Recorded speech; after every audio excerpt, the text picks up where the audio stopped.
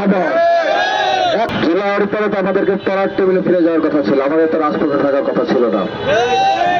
কিন্তু আমরা যাদেরকে দায়িত্ব দিয়েছিলাম তারা তাদের দায়িত্ব ভুলে গিয়ে ফ্যাসিস্টের এজেন্ডা বাস্তবায়নে ব্যস্ত হয়ে পড়েছে। আমরা দেখতে পাচ্ছি আওয়ামী লীগের জুলাই মামলার হত্যাকাণ্ডের আসামিরাও জাতীয় নির্বাচনে স্বতন্ত্রভাবে অংশগ্রহণ করছে, অথচ এই সরকার তাদের কোনো বাধা দিচ্ছে না। নিষিদ্ধ ঘোষিত জঙ্গি লীগকে যখন নিষিদ্ধ করা হয় সেই প্রজ্ঞাপনে স্পষ্ট ভাষায় উল্লেখ ছিল আওয়ামী লীগ এবং তাদের সকল সহযোগী সংগঠন কার্যক্রম নিষিদ্ধ, তারা কার্যক্রম চালাইতে পারবে না।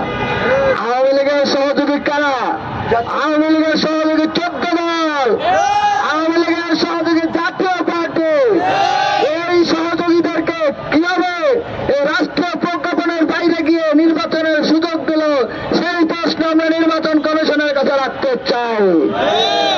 জুলাই বিপ্লবের একজন বিপ্লবী বেঁচে থাকত, যাদের যাদের হাতে জুলাইয়ের রক্ত লেগে আছে, যারা জুলাই গণহত্যা সংগঠিত করেছে, যারা গত 15-16 বছর ধরে প্রতিবাদী শাসন কায়েম করেছে, কায়েম করতে সহযোগিতা করেছে, তাদের কাউকে নির্বাচনে অংশগ্রহণ করতে দেওয়া হবে না, হবে না, হবে না। সংগ্রামের সাথী বান্ধবান, নির্বাচন কমিশনের অনেক তামাশা আমরা দেখেছি। জুলাই যোদ্ধার মনোনয়ন বাতিল হচ্ছে, আমরা দেখি তাসকিন যারা মনোনয়ন বাতিল হয়, আমরা দেখি আরো যারা জুলাই সপক্ষের শক্তি ছিল তাদের মনোনয়ন বাতিল করা হয়, কিন্তু সেই বাছাইয়ে জুলাইয়ের খুনিদের মনোনয়ন টিকে যায়, সেখানে জাতীয় পার্টির মনোনয়ন টিকে যায়। আমরা আহ্বান জানাবো মাননীয় নির্বাচন কমিশন ফ্যাসিস্টদের দালালে ছাড়ুন, কাল বিলম্ব না করে অনতি বিলম্বে এই জাতীয় পার্টি 14 দল লীগের স্বতন্ত্র ক্যান্ডিডেট সহ ফ্যাসিস্টের দোসর যারা রয়েছে, যাদের হাতে জুলাইয়ের রক্ত লেগে আছে, তাদের প্রত্যেকের মনোনয়ন বাতিল করতে হবে। একই সাথে ইউনিসেফের কাছে দাবি জানাচ্ছে ইন্টারিম গভর্নমেন্ট কাল বিলম্ব না করে এই জাতীয় পার্টি, এই 14 দল, এই লীগের ফ্যাসিস্টের সকল সহযোগী সংগঠনের কার্যক্রম নিষিদ্ধ করে স্থায়ীভাবে কার্যকর করুন।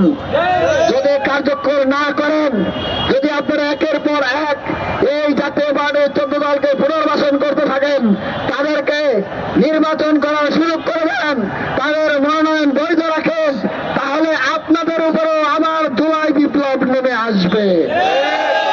একই সাথে আমরা দেখতে পাচ্ছি যখনই সেনা প্রধানের বিরুদ্ধে কথা বলা হয়, যখনই ইউনিসেফের বিরুদ্ধে কথা বলা হয়, যখনই ডিজিএফের বিরুদ্ধে কথা বলা হয়, ঠিক তখনই যারা কথা বলে, যারা আওয়াজ তোলে, তাদের ব্যাপারে বিভিন্ন মিথ্যা অভিযোগ দিয়ে তাদেরকে জেলে পুরে রাখা হচ্ছে। আমরা দেখতে পাচ্ছি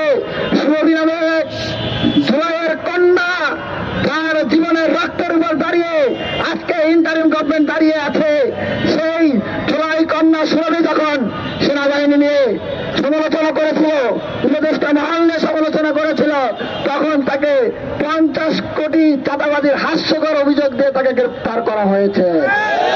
এটাই প্রমাণ করে এই গভর্নমেন্টের সাথে, এই গভর্নমেন্টের এই আচরণের সাথে লীগের আচরণে আর কোনো পার্থক্য নাই।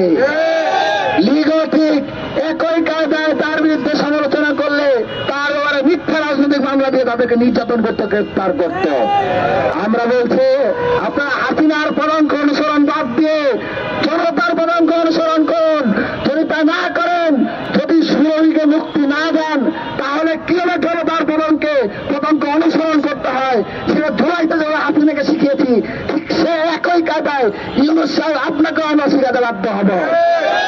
একই সাথে আমরা স্পষ্ট ভাষায় বলছি, জুলাই অভ্যুত্থানে আমাদের তাদের মুক্তিযোদ্ধারা যেভাবে পাক হানাদারদের বিরুদ্ধে লড়াই করে পাক হানাদাররা জাতীয় বীর হিসেবে স্বীকৃতি পেয়েছিলেন, ঠিক একইভাবে এই জুলাই খুনে পুলিশ লীগকে হত্যা করে, এই জুলাই খুনে পুলিশ লীগের থানা পুড়িয়ে দিয়ে, এই জুলাই খুনে আওয়ামী লীগের কার্যালয় পুড়িয়ে দিয়ে, ঠিক একইভাবে জুলাই যোদ্ধারা ঠিক বিরোচিত কার্যক্রম করেছে। আমরা তাদের এই বিরোচিত কার্যক্রমকে সেলুট জানাই এবং একই সাথে আহ্বান জানাচ্ছে কাল বিলম্ব না করে যে হবিগঞ্জে আমাদের জুলাইয়ের জুলাইয়ের মধ্যে যে ধৃষ্টতামূলক আচরণ দেখিয়েছেন, সেই আচরণ পরিহার করে তাকে কাল বিলম্ব না করে মুক্তি দেন। তাকে কাল বিলম্ব না করে মুক্তি দিতে হবে। একই সাথে তাকে গ্রেফতারের সাথে যে পুলিশ কর্মকর্তা নির্দেশ দিয়েছে, যে ডিবি অফিসার নির্দেশ দিয়েছে, ইন্টারিম গভর্নমেন্টে যারা যারা জড়িত ছিল তাদের প্রত্যেককে চিহ্নিত করে বিচারের মুখোমুখি করতে হবে। একই সাথে আমরা দেখতে পাচ্ছি যেই জুলাইয়ে যেই পুলিশ লীগের সন্ত্রাসীরা গুলি চালিয়েছে, গণহত্যা চালিয়েছে, তারা এখনো পুলিশ অফিসার হিসেবে বহাল রয়েছে, তারা এখন এস্টাবলিশমেন্টের মধ্যে রয়েছে। কাল বিলম্ব না করে এই পুলিশ লীগকে ভেঙে দিয়ে পুনর্গঠন করতে হবে। বাংলাদেশ ছাত্র বন্ধুগণ, আমাদের আজকের যে দাবি,